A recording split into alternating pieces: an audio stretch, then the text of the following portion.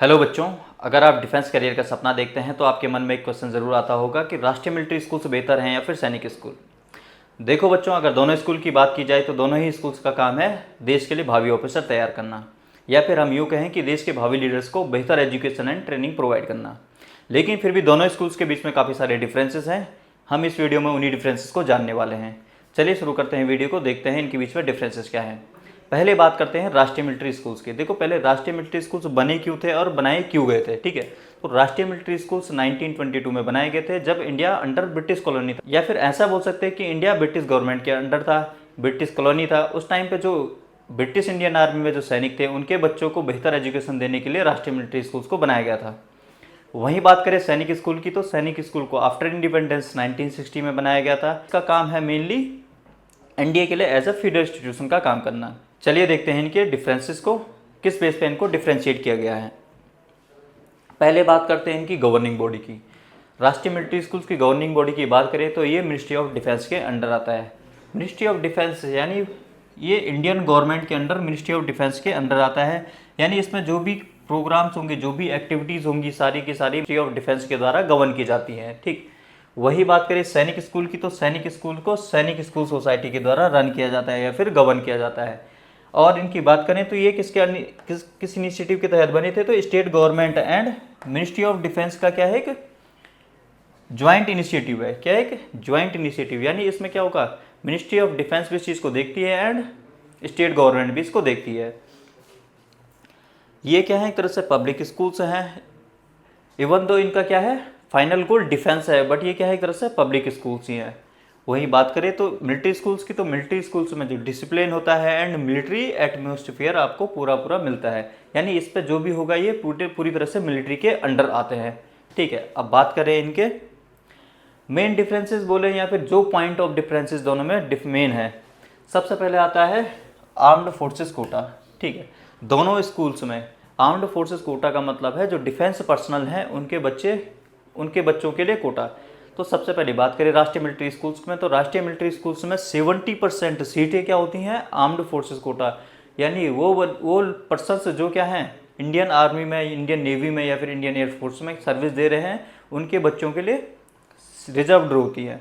यानी 70% सीट, 100 में से 70 सीट उनके लिए होंगी, जो क्या होंगे या तो जूनियर कमीशन ऑफिसर होते हैं या फिर अदर रैंक्स होते हैं। यानी ऑफिसर के अलावा जूनियर कमीशन ऑफिसर या फिर अदर रैंक्स वाले होते हैं, उनके लिए बच्चों के लिए होती है 70% सीट रिजर्व।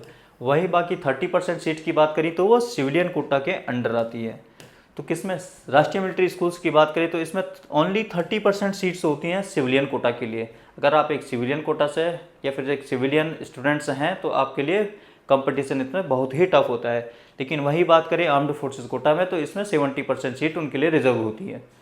अब बात करते हैं सैनिक स्कूल में, तो सैनिक स्कूल में सिर्फ 25% ही सीटें डिफेंस पर्सनल्स के बच्चों के लिए रिजर्व होती हैं। बाकी की 75 सीटें किसके लिए रिजर्व होती हैं, नॉर्मली ओपन सीट होती हैं, फिर हम इसे बोल सकते हैं सिविलियन सीट्स होती हैं, ठीक है। अब बात करते हैं किसी भी स्कूल में, तो जब हम स्कूल्स में पढ़ते हैं तो वहाँ पर फीस भी पे करनी पड़ती है। अगर राष्ट्रीय मिलिट्री स्कूल्स की बात करें तो यहाँ पर सिर्फ 12,000 फीस है। एनुअल फीस सिर्फ 12,000 है, जो कि एक नाममात्र फीस बोल सकते हैं। वही बात करें हम सैनिक स्कूल्स की, तो इसमें मोर देन 1 लाख फीसेज है, ठीक। इसमें फीस कितनी है, मोर देन 1 लाख जा सकती है।